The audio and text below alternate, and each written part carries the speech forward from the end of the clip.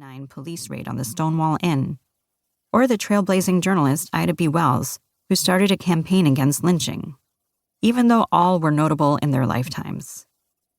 None of these people were invited to the table to make a difference, but they persevered and did it anyway.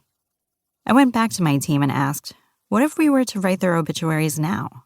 My colleagues were excited by the idea. And so, in 2018, I worked with dozens of talented editors and journalists to launch Overlooked, a history series that seeks to go beyond the figures taught to us in classrooms or celebrated by society's historically narrow lens, by telling the stories of extraordinary lives that have been hidden from view.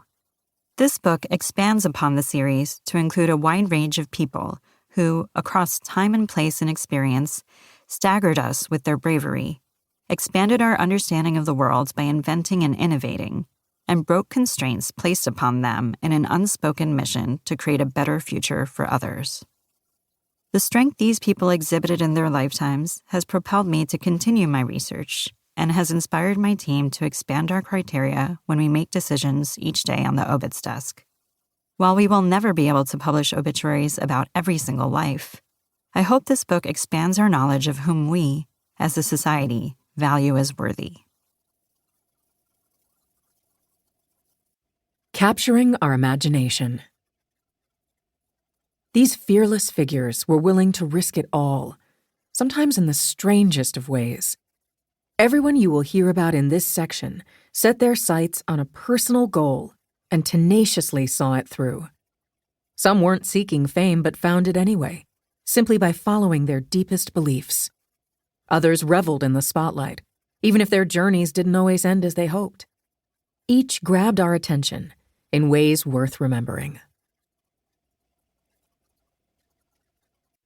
Daredevil who tumbled down Niagara into fame. Annie Edson Taylor, 1838 to 1921. By Jesse McKinley. Imagine a barrel, 4.5 feet tall, about as big as an antique icebox, or perhaps more to the point, a small coffin. It's in a treacherous spot, bobbing and dunking in the Niagara River just above the cascading chaos of Niagara Falls. Inside is a sexagenarian widow named Annie Edson Taylor, an underemployed charm school instructor who is about to add a new title, Amateur Daredevil, to her heretofore itinerant and largely unremarkable resume. Taylor, you see, is about to go over the falls. In an era of Harry Houdini, Barnum and Bailey, and other death-defying showmen, Taylor, who was about 62 years old, became front-page famous when, in a moment of unequivocal courage and questionable decision-making, she crawled into a white oak barrel of her own design on a late October afternoon in 1901. She fell nearly 160 feet, hurtling toward the cauldron of rocks and raging water below, all in hope of landing in a far richer future. Amazingly, she survived, becoming the first and oldest person to accomplish such a fearless, foolhardy feat. She is also the only woman to have done it alone. Taylor openly admitted that she had made the trek to Niagara from her home in Bay City, Michigan, to aid herself financially, as well as to succor 2 friends who were also facing hard times by catching a little of the glisten that accrued to such stunts.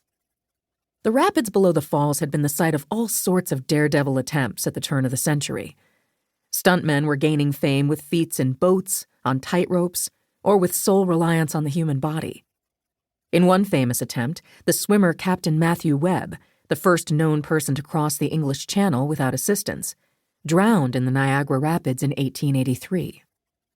But no one had ever gone over the even more fearsome falls in a barrel.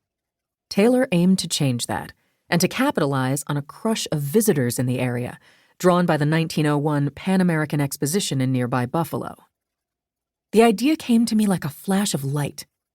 Go over Niagara Falls in a barrel, Taylor wrote in a slim 1902 souvenir memoir, Over the Falls, which she later sold for 10 cents a copy at a stand near the site of her stunt. The Goddess of Water, as she was nicknamed, achieved